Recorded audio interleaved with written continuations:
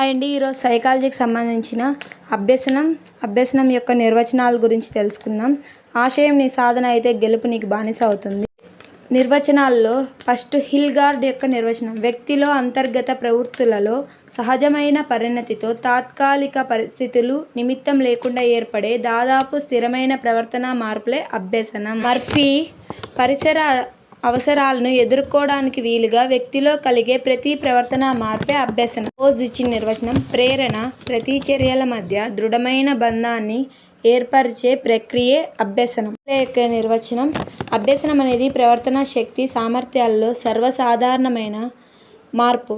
ఇది పునర్బలంతో కూడిన ఆచరణ వల్ల ఏర్పడుతుంది. స్నికో క్రాఫర్డ్ గారు ఇచ్చిన నిర్వచనం: పునర్బలం వల్ల మాట తీరులో, నడకలో లేదా శరీర సౌష్ఠవంలో వచ్చే మార్పు ఏ మార్పు?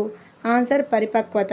ఇది వ్యక్తి యొక్క ప్రమేయం లేకుండా జరిగే మార్పు వల్ల కానీ వచ్చిన మార్పు కాదు. ఇది కేవలం శాశ్వతమైనటికి అభ్యసనం కిందికి రావు.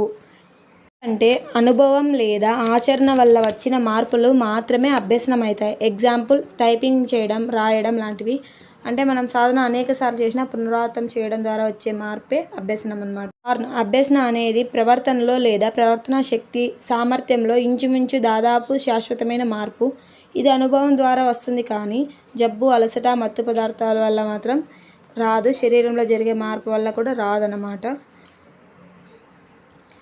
అయినా ఏం చెప్తానంటే, అభ్యసనం అంటే ప్రవర్తనలో మార్పు రాకపోయినా పర్లేదు, ప్రవర్తన సామర్థ్యంలో మార్పు రావాలని చెప్తున్నారు. Thanks for watching this video.